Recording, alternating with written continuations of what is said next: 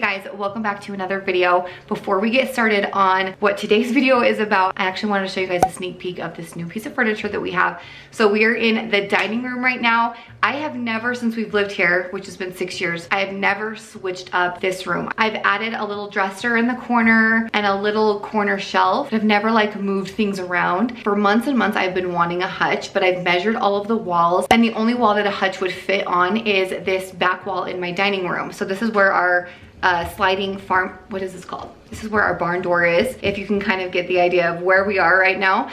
So I went on Instagram and I shared like my little patriotic decor I had staged over here. And I asked for your guys' opinion if I should, you know, move this somewhere else. This whole setup was one of my favorite setups in my house. So I was having a hard time parting with that. But at the same time, I've always wanted to have a hutch. And again, this is the only wall that would fit on in my entire house. So everybody voted. 100% of people said, move the decor, get the hutch, and if you don't like it, then just move it back. So that's what I ended up doing. I found this hutch off of Facebook Marketplace and I got it for only $100. But the reason I'm sharing this with you is because my next video, which will be up Thursday, I upload every Monday and Thursday, is going to be me making over this hutch. I actually had the idea of maybe painting it black. So I brought it in and left it here for a few days, and I'm like, okay, it's too dark for me. Like, I want it to be a little bit lighter. So that's what's going to be the video up Thursday. Sorry for the long intro. We're going to jump into today's video, and that is going to be us making a coffee table. I also just did a coffee table makeover video. If you missed that, I will have that linked below. But the color of this coffee table that we have upstairs is a bluish green color. And I knew it would be beautiful up here, like January through the springtime and the summertime. But I knew it wasn't going to go with like my fall and Christmas decor. So I have had my eye out for some kind of design I wanted inspiration of, and then I was gonna have Thomas build it. So I am not doing any of this. I might help stain it. I don't even know if I'll help with that. He's going to build it. I just gave him an idea of what I wanted it to look like. So that is what today's video will be, is Thomas making a coffee table, and we will definitely be doing it as cheaply as possible, like we always do all of our projects.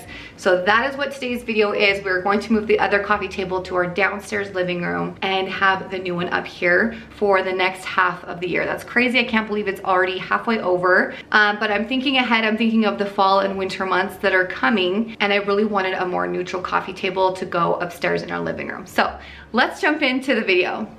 For this coffee table build, you're only going to need 2 of these boards. The dimensions of these boards are 2 by 10 by 12.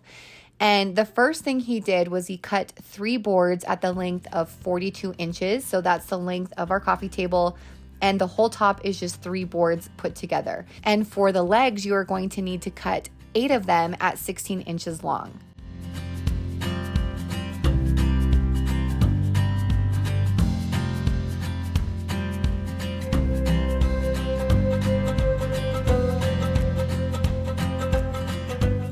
So once you're done, this is exactly what your boards will look like. The next step is something extra, and Thomas will kind of explain that with a biscuit joiner. If you don't have one, you don't need one. You could just skip this step and attach the top of the coffee table together with some brackets.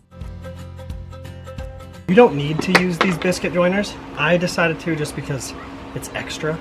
You can do this with just the brackets and use the brackets across, and it would be enough. Especially because you're going to put the legs underneath it, and it's going to support across anywhere that it would bend. So I'm just doing these for extra support. So because we already had this tool, we thought we would use it for this coffee table. So he's just filling the holes with wood glue, putting the biscuits in, and then he attaches the boards together that way. So he will just do this one more time on the other side. But again, if you do not have one of these tools, then you can just get a flat bracket and screw each board in together.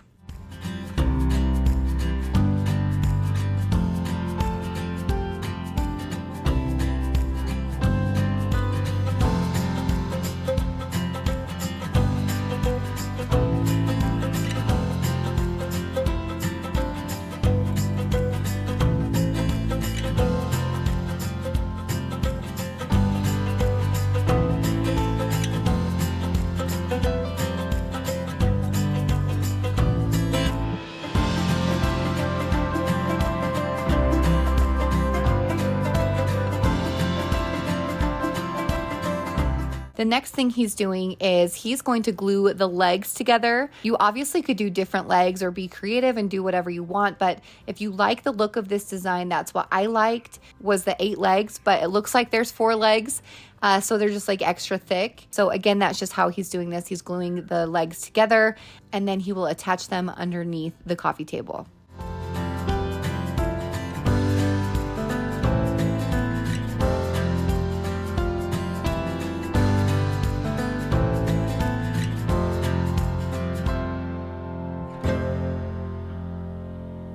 I'm gonna measure 9.5 inches from the end for both of them, and I'll just make a little mark.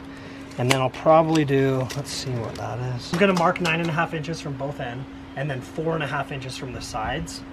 So I'm in the exact same spot on all of it. Get inside. You just had your bath, so you can't be out here, okay? You just wanna ring the doorbell? Yeah, the doorbell that doesn't work? Who is that? Is that you? So these are the brackets he's using, and he ends up using 6 on each side. So the inside and the outside to just make sure it's really nice and sturdy.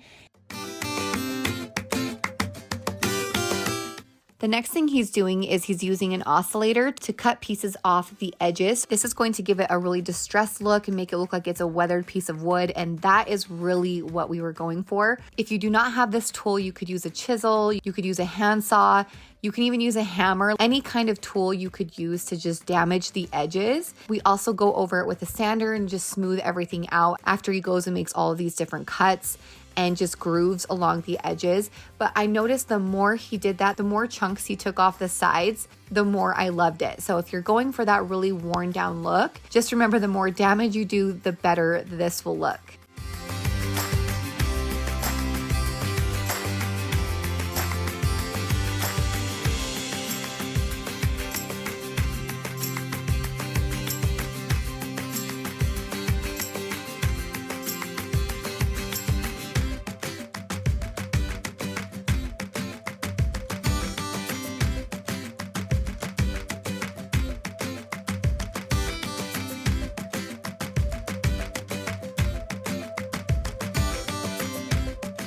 The color stain we are using is Special Walnut. And when we were outside, I liked it. I did think it was a little bit too dark, but you can kind of see his technique. He's just barely dabbing the cloth into the stain, smearing it around. So he's using a little bit and kind of spreading it everywhere to make it go a long way. But once we brought it in the house, your piece might look a little bit different, and ours looked more red inside. So you'll see here in just a minute, but I took a white wax and I just covered the entire thing with it. I did not wipe it off. I let it just absorb. You're going to see some shots after one day of it being on here. It totally looked different. The color it looked the next day was my favorite. So if you guys like this color, just trust me. If you're using the same wood that we used and the same stain, do this wax on the top and your piece will look beautiful. Again, it looks like it's a natural piece of wood that's just been outside and it's been weathered. So I would say the white wax is what really helped complete this project.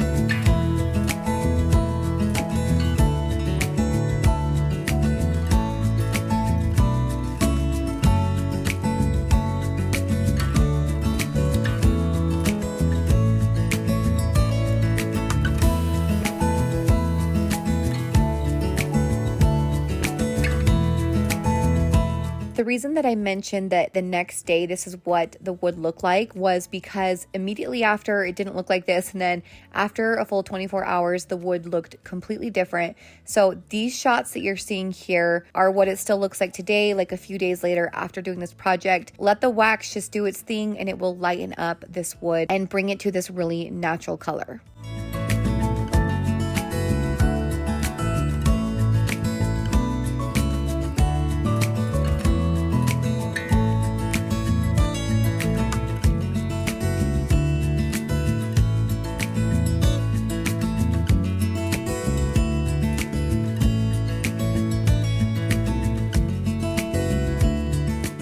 Okay guys, well that's everything for this video. Thank you guys so much for watching. If you are new to my channel, please consider subscribing. I upload new videos every Monday and Thursday. So be sure to hit that red subscribe button and I will see you guys in the next video.